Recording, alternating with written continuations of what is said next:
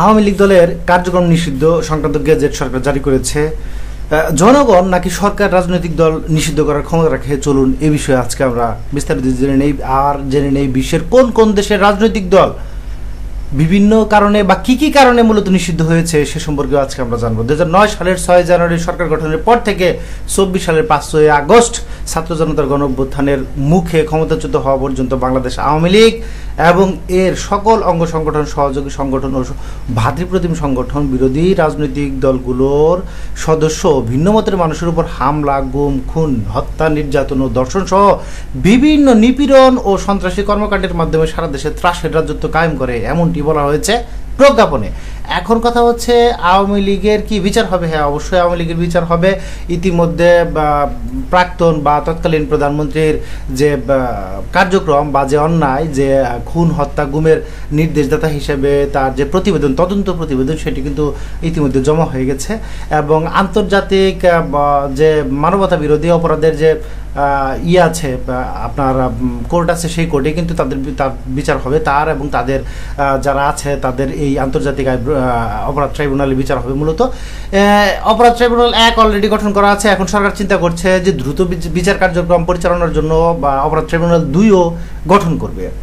তো আওয়ামী লীগ কি দেশের জনগণের জন্য হুমকি স্বরূপ? হ্যাঁ, এখন যেভাবে প্রজ্ঞাপনে বলা হয়েছে আর আমরা পরিস্থিতি যা দেখছি পত্রপত্রিকায় ঘেটে, যে হ্যাঁ আওয়ামী লীগ হুমকি স্বরূপ, তাদের যে উস্কানিমূলক বক্তব্য, তাদের যে সোশ্যাল মিডিয়াতে প্রচারণা, এই ধরনের প্রচার বা লিফলেট, মিছিল, এগুলো এখন বন্ধ হয়ে যাবে। কারণ এই সমস্ত কার্যক্রমের জন্য আসলে আইনের আওতায় আনা হবে তাদেরকে এবং বিচারের আওতায় আনা হবে। তার মানে ফেসবুক সহ বিভিন্ন সোশ্যাল মিডিয়া সহ এবং লিফলেট বিতরণের যে কার্যক্রম বা লুকিয়ে বা এই যে ঝটিকা মিছিল, এগুলো কিন্তু আসলে বন্ধ হয়ে যাবে। কারণ এই সমস্ত কার্যক্রম আওয়ামী লীগের পক্ষে এখন আর প্রচারণা চালানো যাবে না।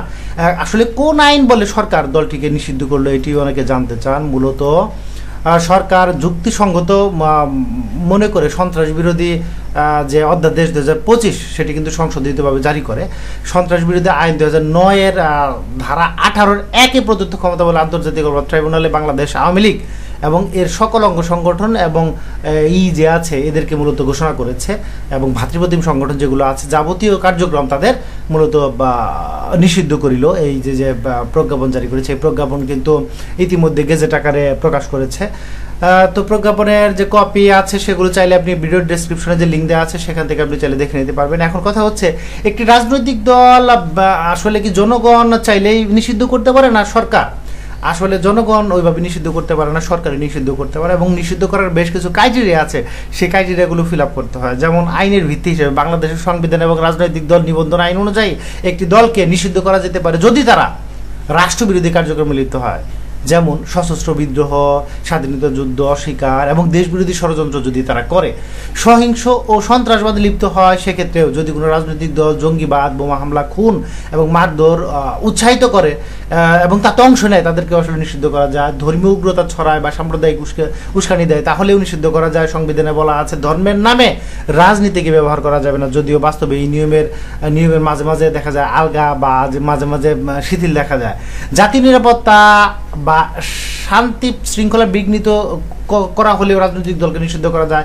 সরকার যদি মনে করে যে দলের কার্যক্রম রাষ্ট্রের শান্তি ও জনগণের নিরাপত্তার জন্য হুমকি, তবে তারা সেই দলকে স্থায়ীভাবে নিষিদ্ধ করতে পারে।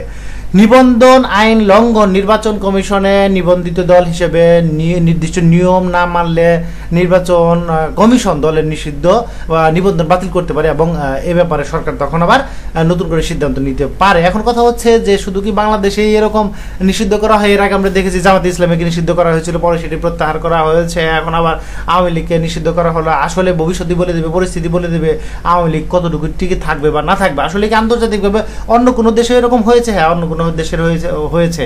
বিশ্বের বিভিন্ন দেশে দেখা যাচ্ছে যে দল নিষিদ্ধ হয়েছে, রাজনৈতিক দল, যেমন নাৎসি মতাদর্শ প্রচার জার্মানিতে এটি নিষিদ্ধ, কিন্তু গণহত্যা বা জাতিগত বিধানে ভূমিকা রাখার কারণে আপনার রুয়ান্ডা, বসনিয়াতে নিষিদ্ধ করা হয়েছে। অন্যদিকে বিদেশি রাষ্ট্রের হয়ে ষড়যন্ত্র করার কারণে রাশিয়া বা ইউক্রেনে রাজনৈতিক দল নিষিদ্ধ হয়েছে। উগ্র ডানপন্থী বা বামপন্থী সহিংসতা এর কারণে ফ্রান্স এবং স্পেনে দল নিষিদ্ধ করা হয়েছে। নিষেধাজ্ঞা দেওয়ার প্রক্রিয়া বাংলাদেশে সাধারণত তিনভাবে বা কোনো দল নিষিদ্ধ করা হয়ে থাকে। প্রথমত সরকারি আদেশ বা গেজেটের মাধ্যমে, আদালতের রায়, অথবা নির্বাচন কমিশনের নিবন্ধন বাতিলের প্রক্রিয়ার মাধ্যমে। তো এইভাবে মূলত নিষিদ্ধ করা হয়। আরও বিস্তারিত জানতে আপনি ভিডিও ডেসক্রিপশনে যে লিঙ্ক দেওয়া আছে সেখান থেকে জেনে নিতে পারেন, অথবা আপনার যদি কোনো কমেন্ট থাকে তাহলে আপনি বা মন্তব্য থাকে সেটি কিন্তু ভিডিওর কমেন্ট সেকশনে গিয়ে কমেন্ট করতে পারেন। ধন্যবাদ।